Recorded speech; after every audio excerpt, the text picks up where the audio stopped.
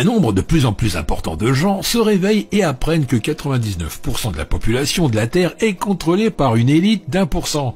Mais saviez-vous qu'une famille, les Rothschild, règne sur tout, même sur cette élite de 1%?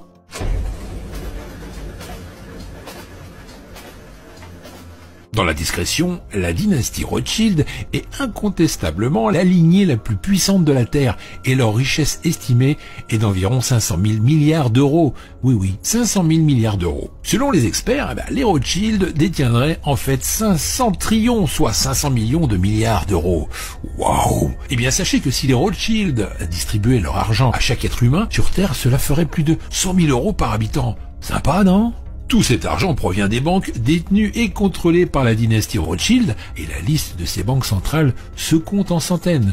Je vous en cite les plus connues. Allez, c'est parti. Il y a la Banque d'Algérie, la Banque centrale d'Argentine, la Banque nationale de Belgique, la Banque centrale du Brésil, la Banque du Canada, la Banque populaire de Chine, la Banque nationale du Danemark, la Banque de France, la Banque d'Israël, la Banque du Japon, la Banque du Maroc et la Réserve fédérale des États-Unis. Et oui, la liste est très longue, n'est-ce pas? En l'an 2000, la dynastie Rothschild contrôle toutes les banques, sauf 7 banques centrales de ces pays. L'Afghanistan, l'Irak, le Soudan, la Libye, Cuba, la Corée du Nord et l'Iran. C'est pas une coïncidence si ces 7 pays ont connu des perturbations et des guerres dans leur pays. Par exemple, en 2001, les États-Unis envahissent l'Afghanistan. En 2003, les États-Unis envahissent l'Irak. En envahissant ces deux pays, les Rothschild ont réussi à poser leurs mains sur la plus grosse banque du Moyen-Orient, qui est la Banque d'Irak.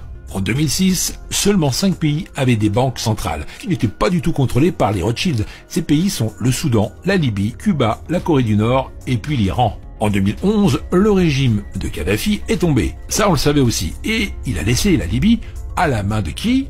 Des Rothschild, qui sont très satisfaits de la révolution libyenne qui a été approuvée et soutenue par monsieur Bernard-Henri Lévy. Et dans la même année, le plus grand pays d'Afrique en superficie, qui est le Soudan, se divise. Le Sud-Soudan devient un État indépendant le 9 juillet 2011 et sombre rapidement dans une nouvelle guerre intérieure cette fois. En 2013, seulement 3 pays restent debout et résistent encore à la main des Rothschild, qui sont Cuba, la Corée du Nord et l'Iran. Cuba ne va certainement pas tomber. Ce petit pays a tenu tête pendant des décennies aux États-Unis. Et Fidel Castro, le leader de la révolution cubaine, a tenu tête pendant plusieurs années aux États-Unis. Rappelez-vous, il a survécu à de multiples tentatives d'assassinat. Il a réprimé toute l'opposition politique sur l'île pour faire de Cuba un des fers de lance de la guerre froide. Le leader cubain a défié tour à tour pas moins de 11 présidents américains. Rien que ça.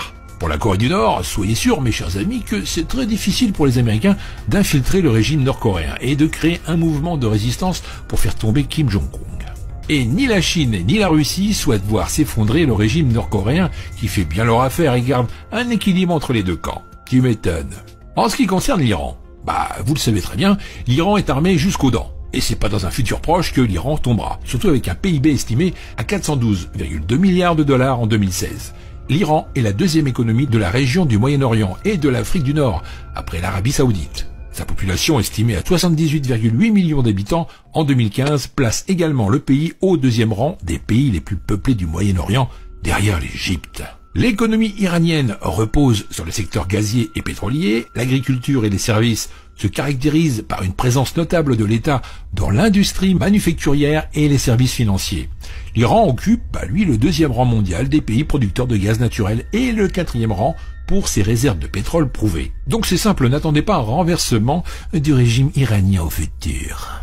Voilà encore plein de contenu pour vous faire plaisir et pour vous apprendre des choses sur cette chaîne. J'espère